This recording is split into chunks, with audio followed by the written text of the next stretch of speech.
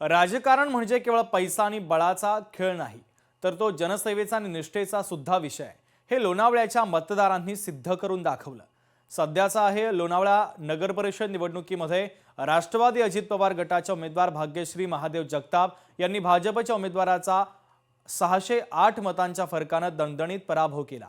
गेल्या 10 वर्षांपासून रस्त्यावर पेरू विकून उदरनिर्वाह करणाऱ्या भाग्यश्री आता नगरसेवक झालेल्या आहेत। सविस्तर पाहूयात।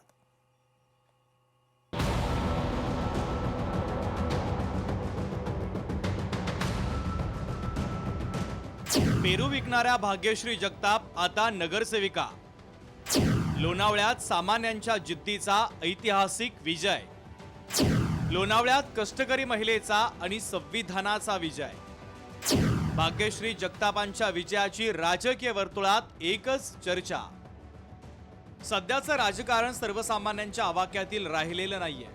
निवडणुकीत बेसुमार होणारा पैशांचा वापर पाहता आता सामान्य माणूस निवडणूक जिंकू शकत नाही असं चित्र आहे। मात्र लोणावळ्यामधील भाग्यश्री जगताप यांनी राजकीय आश्चर्य घडवून आणलंय। रस्त्यावर पेरू विकून आपल्या कुटुंबाचा उदरनिर्वाह करणाऱ्या भाग्यश्री जगताप आता नगरसेविका झाल्या।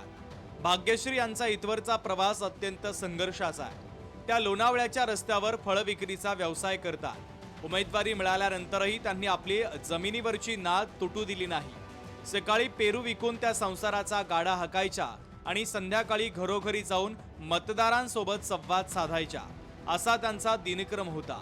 त्यांच्या याच साधेपणानं आणि कष्टानं मतदारांच्या मनात घर केलं।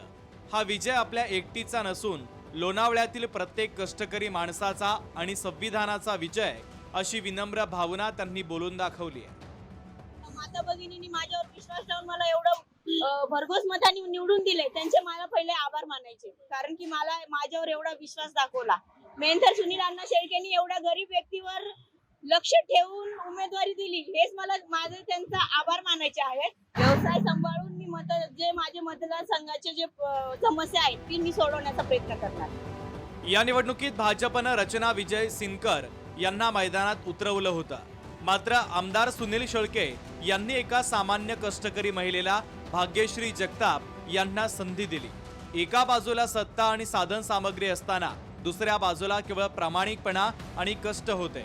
निवडणुकीच्या निकालात भाग्यश्री यांना 1468 मतं मिळाली, तर त्यांच्या प्रतिस्पर्धी भारतीय जनता पक्षाच्या उमेदवार रचना विजय सिनकर यांना केवळ 860 मतांवर समाधान मानावं लागलं।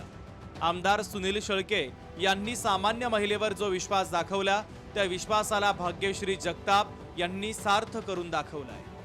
माझ्या माता बहिणीला आणि भावांना हे करतो की त्यांनी आज आम्हाला आमच्यावर विश्वास ठेवून आमच्यावर हे घर केलंय, आम्हाला संधी दिली आहे, त्याचा मी आभार मानतो। इथं जो माझा रोजीरोटीचा व्यवसाय आहे त्याच्यावर मी थांबणार आहे आणि माझी वाईफ मला मदत करून ती नगरपालिकेतल्या म्हणजे माझ्या नागरिकांच्या समस्या सोडवण्याचा प्रयत्न करणार आहे।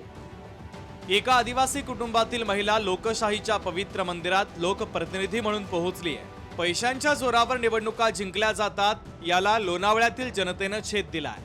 माणुसकी आणि प्रामाणिकपणा अजूनही जिवंत आहे, अशी भावना स्थानिक नागरिकांच्या वतीनं व्यक्त केली जाते। सुशांत डुमरे, लोकशाही मराठी, लोणावळा।